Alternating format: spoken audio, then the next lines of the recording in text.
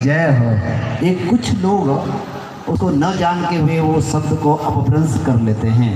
तो मात शब्द कहीं होता ही नहीं है, संस्कृत में नहीं है, न हिंदी में शब्द कहीं मात शुद्ध नहीं। इसलिए सती माता की और सती माता से प्रार्थना करनी है। किसके लिए? अपने परिवार के लिए, अपने परिवार के साथ साथ में पूरे जगत का जीवों का कल्याण हो।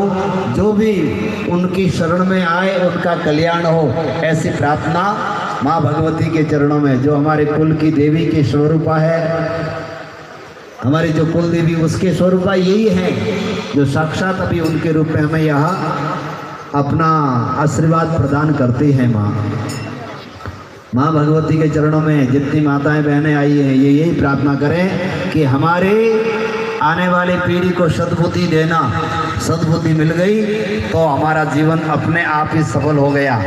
भगवान श्री कृष्ण गीता में कहते हैं कि जब मैं अति प्रसन्न होता हूँ, लोगों पर, मनुष्यों पर अति प्रसन्न होता हूँ, तो मैं क्या कोई पद प्रतिष्ठा धन वैभव नहीं देता हूँ, उनको मैं ददामि बुद्धि योगम येन मामुपयान्ति ते, मैं उनको बुद्धि रूपी बल प्रदान कर लेता हूँ, जिससे मेरे अस्तित्व को समझ लेते हैं, मेरे प्रभाव, मेरी लीला, मेरे गुण, इन सब को वे जान लेते हैं। और जो भगवान के अस्तित्व को समझ गए, भगवान की लीला, गुण, प्रभाव को जान गए, तो व्यक्ति कभी अपने मुख से ये नहीं बोल सकता है कि मैं ये काम किया, मैं करूँगा, मैंने किया, कभी कर ही नहीं सकता है।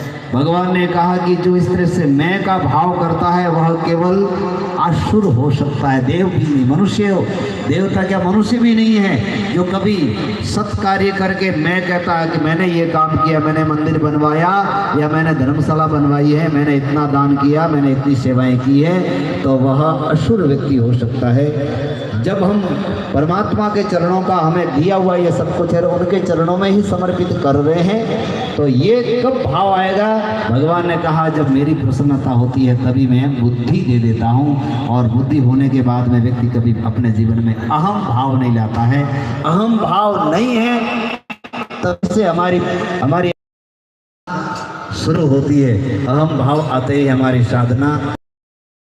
तो माँ भगवती से यही प्रार्थना हम सबको मिलकर के करनी है कि हमें हमारे परिवार में सद्बुद्धि दीजिए, सन्मति दीजिए। सद्बुद्धि और सन्मति रहेगी तो जीवन में सब कुछ हमें मिल जाएगा।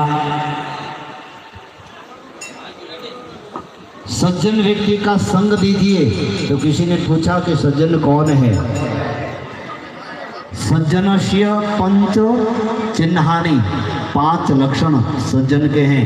पहला लक्षण सज्जन का है नम्रता, जिसके जीवन में सरलता है, सहजता है, जैसा वह घर में रहता है वैसे बाहर ही रहता, दिखावा नहीं करता है, वह व्यक्ति सज्जन है। नम्रता से अपने जीवन को चले। इसलिए आपने देखा होगा जब कभी कोई संत महात्मा बैठे होते हैं तो झुक करके चलते हैं, सभा में बैठे होते हैं तो हाथ आगे करके उनसे अनुमति लेकर के चलते हैं, तो वो नम्रता का एक लक्षण है।